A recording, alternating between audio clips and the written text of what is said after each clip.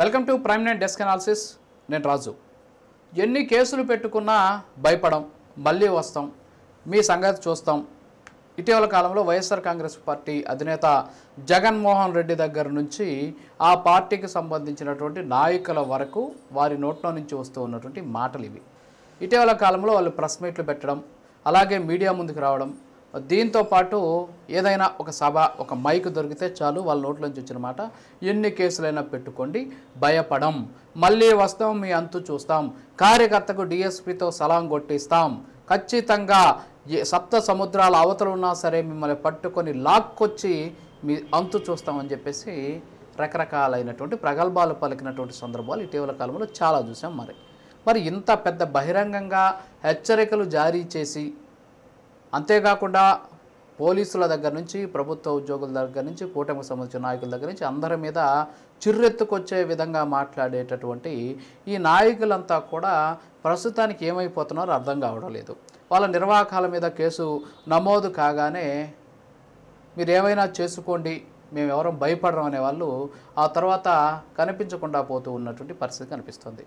Especially మాజీ మంత్రి కాకాని గోవర్ధన్ రెడ్డి, ప్రస్తుతానికి ఆయన మీద ఒక కేసు నమోదైంది. క్వార్జికి సంబంధించినటువంటి ఖనిజాన్ని ఆయన అక్రమంగా కొల్లగొట్టారని చెప్పేటటువంటి కేసులో కాకాని గోవర్ధన్ రెడ్డి పైన కేసులు నమోదు చేశారు.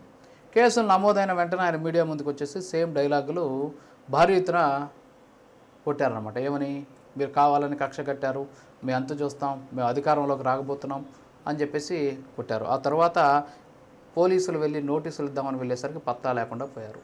ముందేమో మీరేమైనా చేసుకోండి అని చెప్పేసి వాళ్ళు మాట్లాడారు, భయపడమన్నారు. ఆ తర్వాత కనిపించకుండా పోయినటువంటి పరిస్థితి. సో ఆయన ఎక్కడికి పోయారో తెలియదు. కనీసం విచారణ కన్నా హాజరవుతాడంటే విచారణ కూడా హాజరు కానటువంటి పరిస్థితి.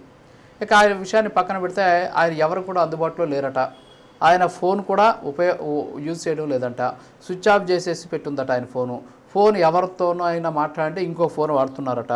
నెల్లూరులో ఉన్నాడా లేకపోతే చెన్నై, బెంగళూరుకి ఏమైనా వెళ్ళాడా అనే దాని మీద కూడా ఆయనకి సన్నిహితంగా ఉన్నటువంటి వాళ్ళకే క్లారిటీ కూడా లేదట. ఆయన ముందస్తు బెయిల్ కోసం ప్రయత్నించేటటువంటి క్రమంలో ఆయన బయటికి వెళ్ళిపోయి ఉండొచ్చు. బెయిల్ వస్తే ఆయన బయటకు వస్తారు.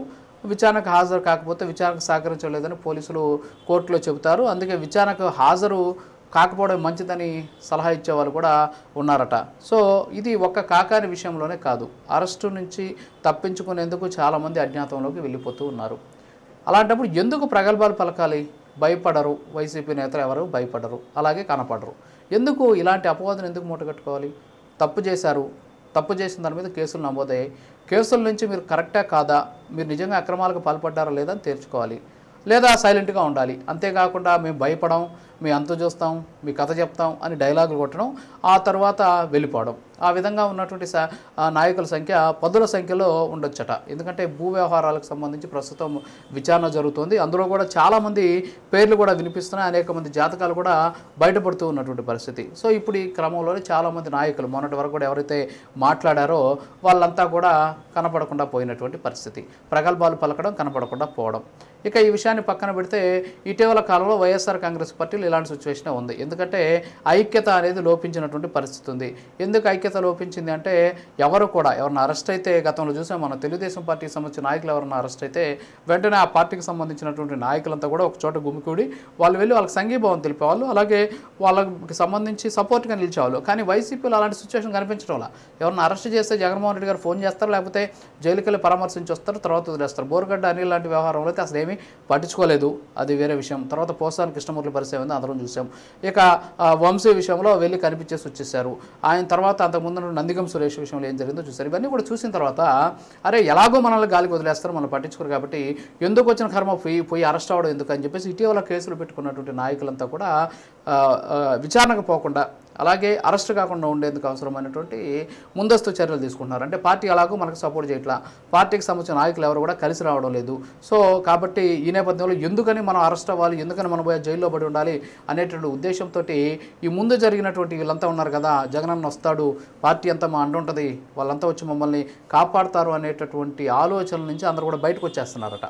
ఈ నేపథ్యంలోనే చాలామంది ఇప్పుడు ముందస్తు బెయిల్ కోసం ట్రై చేస్తున్నారు. ఎందుకంటే ఇటీవల మనం చూసాం పెద్దిరెడ్డి మిథున్ రెడ్డి, ఆయన ఆయన పేరు లేదు ఎఫ్ఐఆర్లో, ఆయన ముందస్తు బెయిల్ తీసుకున్నారు.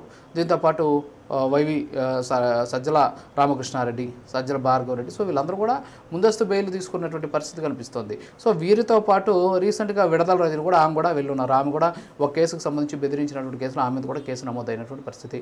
అయితే కేసు నమోదు అవ్వడం, వీళ్ళంతా బయటికి రావడం, వెంటనే ఎన్ని కేసులైనా పెట్టుకోండి, జైలుకి వెళ్తాం, జైల్లో ఉంటాం, అవసరమైతే జైలు నుంచే పోరాటం చేస్తామని చెప్పేసి భారీ ఎత్తున ప్రగల్భాలు పలికారు. ఆ తర్వాత కనబడకుండా పోయారు. ఎందుకు మాట్లాడాలి అలాంటప్పుడు? ఆ మాట్లాడడం వల్లే కదా ఈరోజు ఇలాంటి సిచ్యువేషన్ వచ్చింది. అలా మాట్లాడకుండా ఉండి ఆ రోజు ప్రజా సమస్యల గురించి, ప్రజలు పడుతున్న కష్టాల గురించి, ప్రజలకు అవసరమైనటువంటి అవసరాలు, పాలనకు సంబంధించిన అంశాలను కానీ పట్టించుకొని నోటికి కొంచెం కానీ తాళం కానీ వేసి ఉంటే ఈరోజు ఇలాంటి పరిస్థితి వచ్చేది కాదు. ఆ రోజు ఏ విధంగా అయితే మీరు నోరు తెరిచి రకరకాలైనటువంటి, ఎవరికి కూడా తెలియనటువంటి, ఏ నిఘంటువులో కూడా దొరకనటువంటి, ఏ డిక్షనరీలో కనిపించినటువంటి పదాలతోటి హోరెత్తించారు కదా. మరి ఆ రోజే సైలెంట్గా ఉంటే ఈరోజు ఇలాంటి పరిస్థితి ఉండేది. మేకపోతే గాంభీర్యం ప్రదర్శించడం మానేసి వాస్తవికతకు దూరంగా ఉంటే ఎవరికైనా మంచిది అనేటువంటి విషయాన్ని వైసీపీకి సంబంధించినటువంటి నేతలు నేర్చుకోవాలి. దీంతోపాటు పార్టీ కూడా వాళ్ళకి అండగా ఉండాలి. ఎందుకంటే పార్టీ కోసం వాళ్ళు మాట్లాడింది, పార్టీ కోసమే వాళ్ళు ఆ రోజుల్లో రకరకాలైనటువంటి వ్యాఖ్యలు చేశారు. జగన్మోహన్ రెడ్డి గారి కళ్ళలో ఆనందం చూడడం కోసం ఇతరుల కుటుంబాల్లోకి దూరి మరి ఆ కుటుంబాల్లో ఉన్నటువంటి మహిళల్ని, పిల్లలను కూడా చూడకుండా ఇష్టానుసారం మాట్లాడారు. మరి ఆ రోజు ఆయన కళ్ళలో ఆనందం కోసం చూసినప్పుడు ఈరోజు వీళ్ళ కళ్ళలో కన్నీళ్లు చూడకుండా ఉండాల్సినటువంటి బాధ్యత పార్టీ అధినేతకు ఉంటుంది. సో ఆ విషయాన్ని జగన్మోహన్ రెడ్డి గారికి సలహాలు ఇచ్చేటటువంటి సలహాదారులు ఈ విషయాన్ని కానీ గుర్తుంచుకుంటే పార్టీ మరింత పైకొచ్చేటటువంటి అవకాశాలు ఉన్నాయి. అలా వదిలేసి పార్టీ కేడర్ అరెస్టులైనా, పార్టీకి సంబంధించిన నాయకులు ఎటుపోయినా మాకేం సంబంధం లేదు అనుకోని ఐక్యత లేకుండా అనైక్యతగా ఉంటే ఖచ్చితంగా ఇబ్బందులు తలెత్తేటటువంటి ఛాన్సెస్ ఉన్నాయి.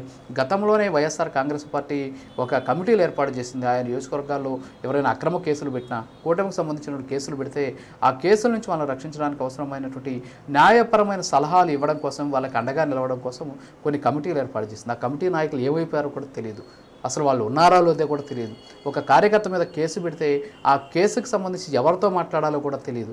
ఇలాంటి పరిస్థితులు ఉన్నాయి. నాయకులకే కనీసం దిక్కు లేకుండా పోతూ ఉన్నటువంటి నేపథ్యంలో ఇప్పుడు జగన్మోహన్ రెడ్డి ఇప్పటికైనా సరే ఆ పార్టీకి సంబంధించినటువంటి క్యాడర్ని, అలాగే నాయకుల్ని కాపాడుకునేందుకు అవసరమైనటువంటి వ్యవస్థను ఏర్పాటు చేస్తే మంచిది అనేటటువంటి వాదన అయితే వ్యక్తమవుతుంది. ఇది వాళ్ళ డెస్క్ అనాలిసిస్. మరో అనాలిసిస్లో మళ్ళీ కలుద్దాం. నమస్కారం.